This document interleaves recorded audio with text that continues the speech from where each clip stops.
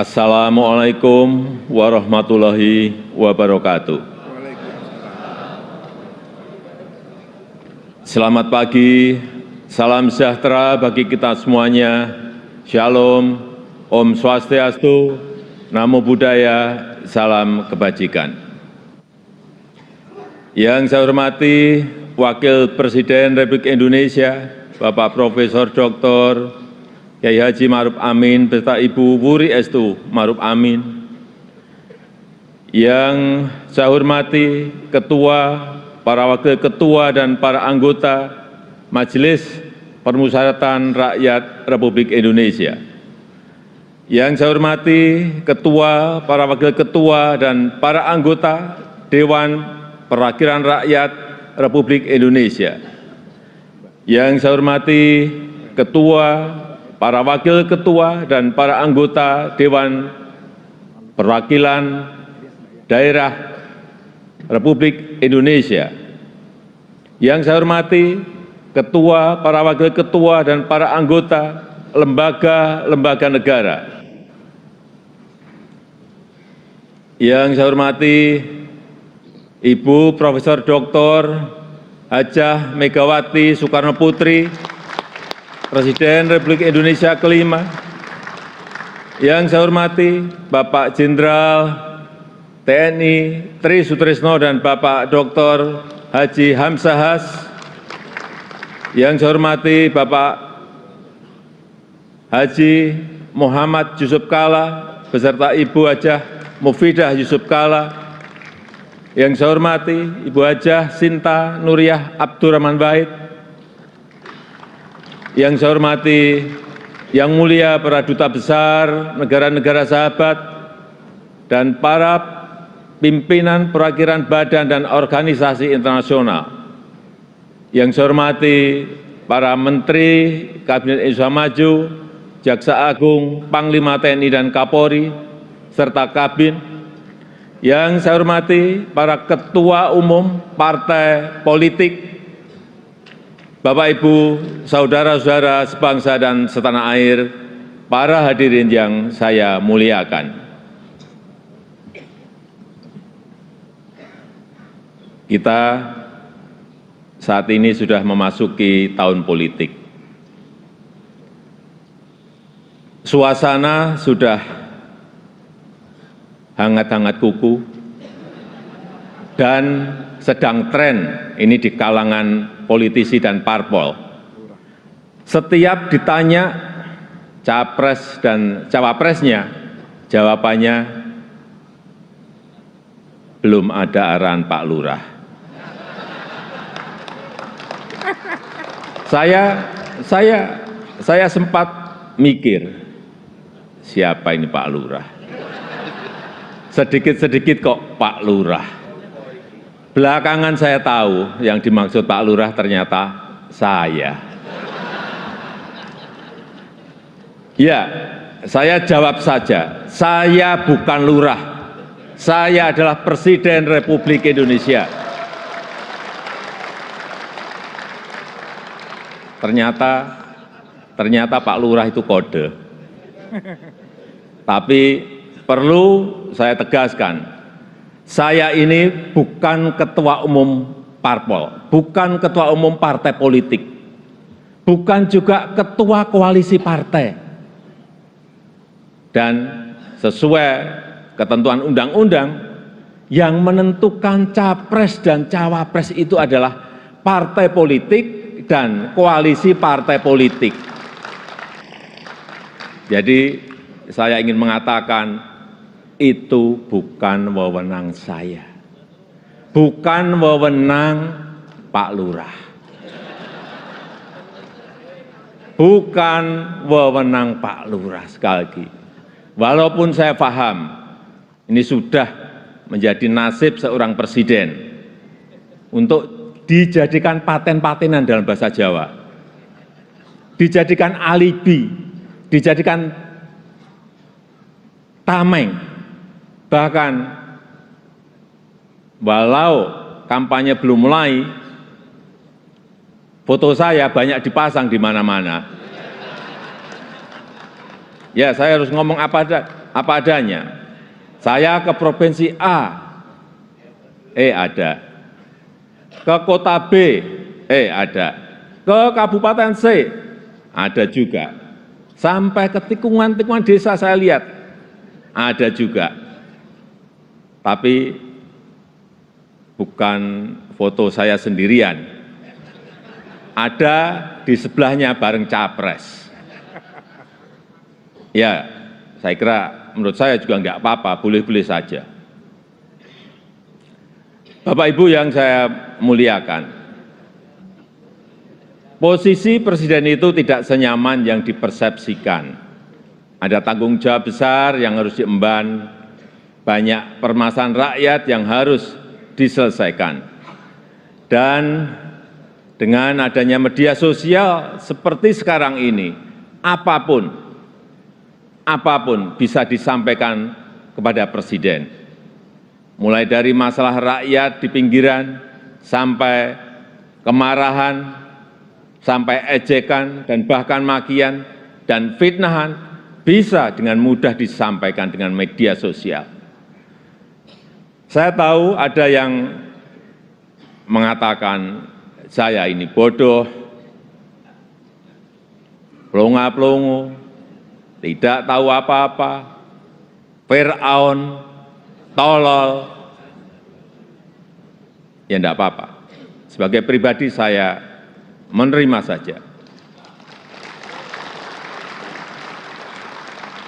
Tapi yang membuat saya sedih, budaya santun dan budaya dan budi pekerti luhur bangsa ini kok kelihatannya mulai hilang. Kebebasan dan demokrasi digunakan untuk melampiaskan kedengkian dan fitnah. Polusi di wilayah budaya ini, sekali lagi polusi di wilayah budaya ini sangat melukai keluhuran budi pekerti bangsa Indonesia yang besar. Memang tidak semua seperti itu. Saya melihat mayoritas masyarakat juga sangat kecewa dengan polusi budaya tersebut. Cacian dan makian yang ada justru membangunkan nurani kita semua, nurani bangsa untuk bersatu menjaga moralitas ruang publik, bersatu menjaga mentalitas masyarakat, sehingga kita bisa tetap melangkah maju, menjalankan transformasi bangsa menuju Indonesia maju, menuju Indonesia Emas 2045. Ini yang bolak-balik saya sampaikan di setiap kesempatan, bahwa Indonesia saat ini punya peluang besar untuk meraih Indonesia Emas di 2045, meraih posisi jadi 5 besar kekuatan ekonomi dunia. Kita punya kesempatan, dan tidak hanya peluangnya saja, tetapi strategi meraihnya sudah ada, sudah dirumuskan. Tinggal apakah kita mau memfokuskan energi kita untuk bergerak maju, atau justru membuang energi kita untuk hal-hal yang tidak produktif, yang memecah belah, bahkan yang membuat kita melangkah mundur. Bapak, Ibu, saudara-saudara sebangsa dan setanah air, para hadirin yang saya muliakan. Bonus demografi yang akan mencapai puncak di tahun 2030-an adalah peluang besar kita untuk meraih Indonesia Emas 2045. 68% adalah penduduk usia produktif. Disinilah kunci peningkatan produktivitas nasional kita. Selanjutnya, peluang besar yang kedua adalah international trust yang dimiliki Indonesia saat ini, yang dibangun bukan sekedar melalui gimmick dan retorika semata, melainkan melalui sebuah peran dan bukti nyata keberanian Indonesia dalam bersikap.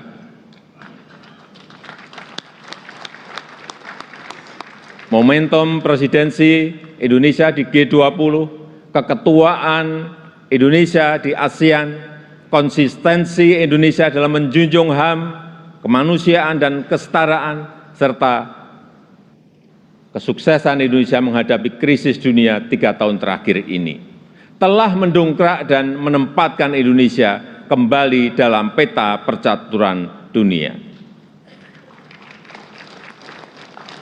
Dan di tengah kondisi dunia yang bergolak akibat perbedaan Indonesia dengan Pancasilanya, dengan harmoni keberagamannya, dengan prinsip demokrasinya, mampu menghadirkan ruang dialog, mampu menjadi titik temu dan menjembatani perbedaan yang ada.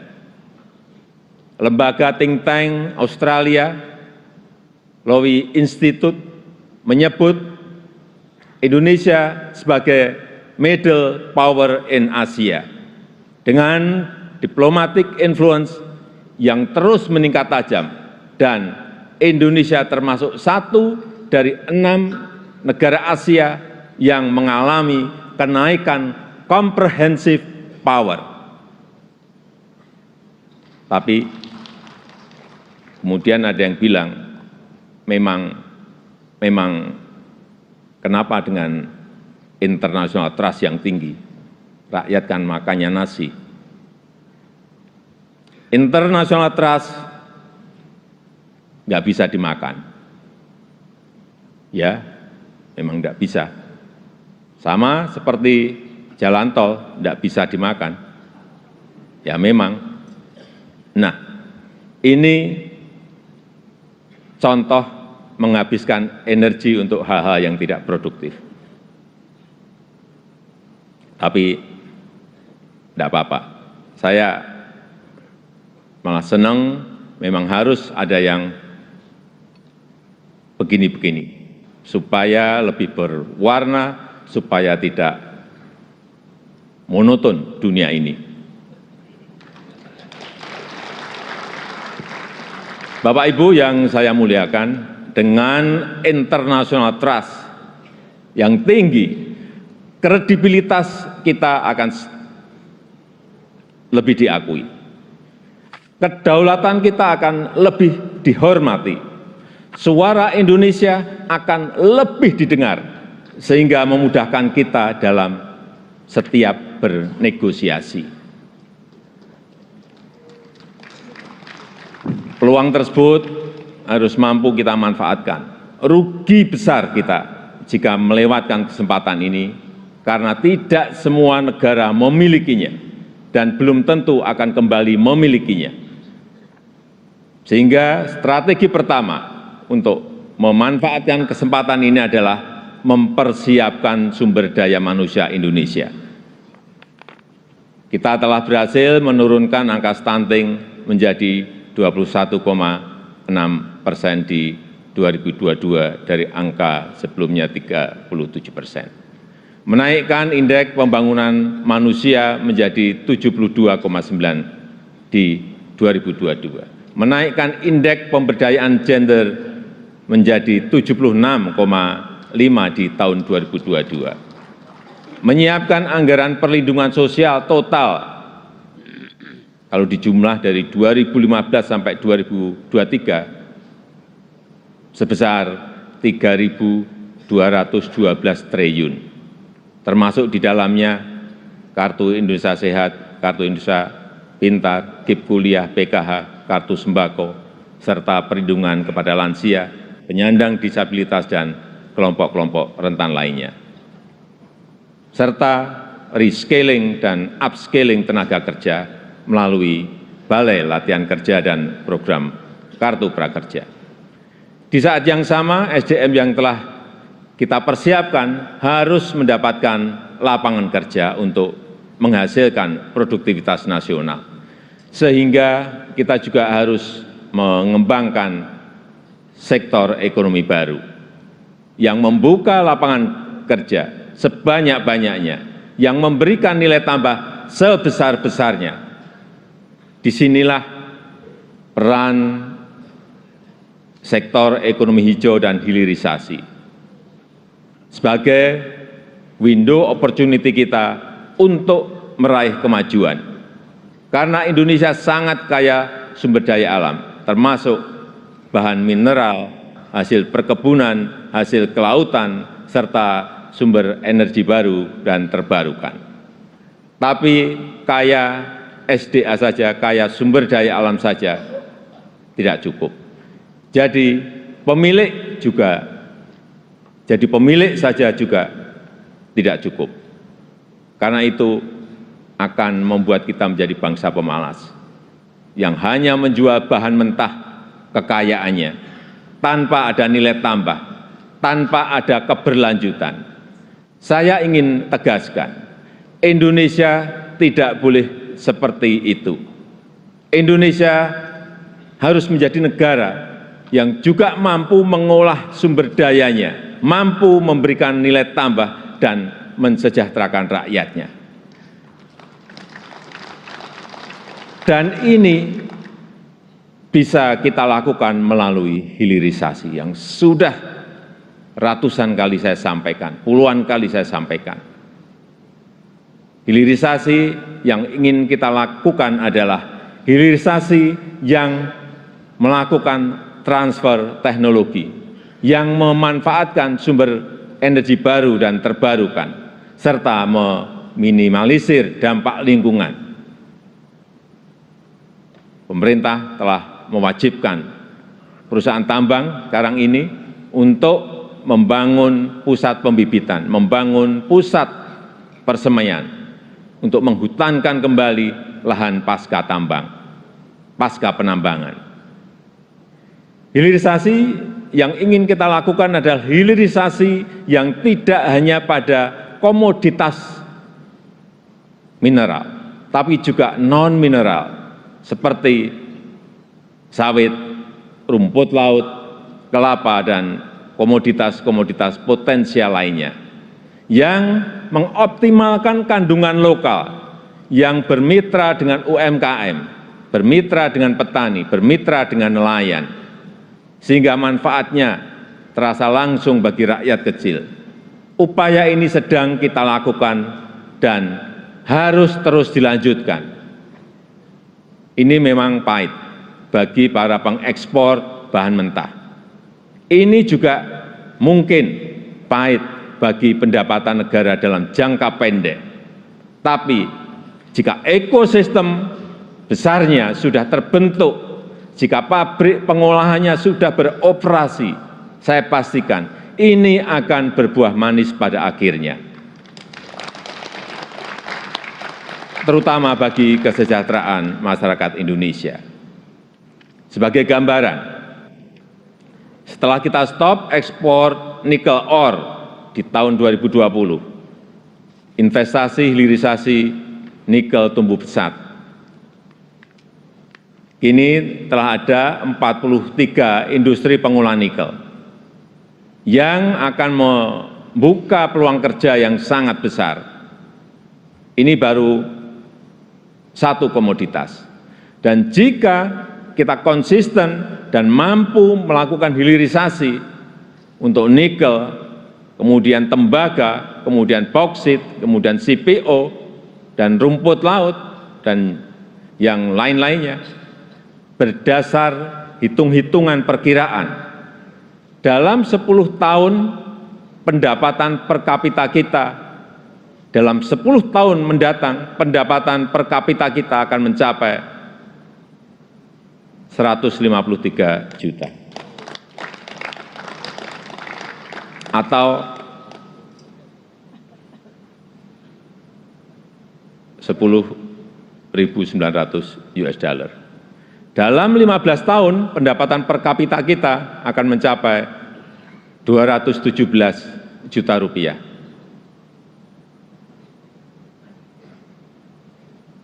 Atau kurang lebih 15.800 US dollar. Dan dalam 22 tahun, pendapatan per kapita kita akan mencapai 331 juta rupiah atau 25.000 US dollar. Sebagai perbandingan, tahun 2022 kemarin kita berada di angka 71 juta rupiah. Artinya, dalam 10 tahun lompatannya bisa 2 kali lipat lebih, di mana fondasi untuk menggapai itu semua sudah kita mulai, pembangunan infrastruktur dan konektivitas yang pada akhirnya menaikkan daya saing kita. Kita tahu berdasarkan International Institute for Management Development, IMD, daya saing kita di tahun 2022 naik dari ranking 44 menjadi 34. Kenaikan ini merupakan kenaikan tertinggi di dunia. Pembangunan dari desa, pembangunan dari pinggiran dan daerah terluar yang pada akhirnya memeratakan ekonomi kita dengan dana desa yang kita gelontorkan total mencapai 539 triliun dari tahun 2015 sampai tahun 2023. Konsistensi reformasi struktural, terutama penyederhanaan regulasi, kemudahan perizinan, kepastian hukum, dan pencegahan korupsi, semua itu menjadi modalitas kita untuk meraih kemajuan. Oleh sebab itu, saya berulang kali menyampaikan kepemimpinan ke depan sangat menentukan masa depan Indonesia. Ini bukan tentang siapa yang jadi presidennya. Bukan itu. Bukan itu. Tapi apakah sanggup atau tidak untuk bekerja sesuai dengan apa yang sudah kita mulai saat ini. Apakah berani atau tidak? Mampu konsisten atau tidak? Karena yang dibutuhkan itu adalah nafas yang panjang. Karena kita tidak sedang jalan-jalan sore, kita juga tidak sedang lari sprint, tapi yang kita lakukan harusnya adalah lari maraton untuk mencapai Indonesia emas. Bapak Ibu yang saya muliakan, tantangan ke depan tidaklah mudah. Pilihan kebijakan akan semakin sulit, sehingga dibutuhkan keberanian, dibutuhkan kepercayaan untuk mengambil keputusan yang sulit dan keputusan yang tidak populer. Oleh sebab itu, menurut saya, pemimpin itu harus punya public trust, karena kepercayaan adalah salah satu faktor penentu bisa berjalan atau tidaknya suatu kebijakan, bisa diikuti atau tidaknya sebuah keputusan. Ini adalah modal politik dalam memimpin sebuah bangsa besar seperti Indonesia. Selain itu, seorang pemimpin juga membutuhkan dukungan dan kerjasama dari seluruh komponen bangsa. Oleh sebab itu, saya ingin mengucapkan terima kasih kepada pimpinan lembaga tinggi negara, para ulama, para tokoh agama, para tokoh masyarakat, dan para pemimpin adat, kepada guru, budayawan, tenaga kesehatan, dan awak media, kepada partai politik, politisi, aparat pemerintah, dan TNI Polri, serta kepada seluruh lapisan masyarakat yang telah memberikan dukungan selama ini. Saya juga menghargai upaya MPR dalam memperkokoh fondasi kebangsaan, meningkatkan pemahaman ideologi bangsa, mengkaji substansi dan bentuk hukum pokok haluan negara, serta menguatkan kerjasama internasional untuk berkontribusi pada pemecahan persoalan global. Dukungan DPR juga sangat luar biasa besar dalam mendukung reformasi struktural, mendukung upaya perbaikan tata kelola pemerintahan, menghindari penyelewengan pengelolaan keuangan negara, dan mempersiapkan pelaksanaan pemilu serentak tahun 2024. DPD sesuai dengan kewenangannya juga telah aktif menyerap aspirasi masyarakat daerah, berperan dalam penyusunan beberapa RUU, dan juga melakukan telaah terhadap sistem tata negara kita. Kontribusi BPK juga sangat signifikan dalam mendorong pertanggungjawaban anggaran serta perbaikan berkelanjutan program prioritas nasional. Upaya MA, Mahkamah Agung dalam menciptakan keadilan patut diapresiasi melalui peningkatan transparansi peradilan, pengembangan sistem peradilan berbasis elektronik, serta percepatan proses penanganan perkara dengan biaya murah. MK, Mahkamah Konstitusi, juga terbukti semakin cepat dalam menyelesaikan perkara, transparansi dalam proses persidangannya, dan mempermudah pelayanan para pencari keadilan.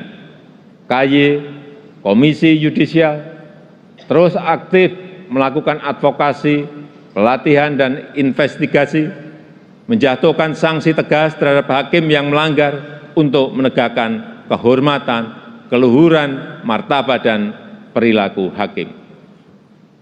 Selain itu, saya juga mengucapkan terima kasih kepada Bank Indonesia, OJK, LPS, KPK, Ombudsman, KPU, Bawaslu, Komnas HAM, dan lembaga-lembaga nasional lainnya yang telah berkontribusi sesuai peran dan kewenangannya.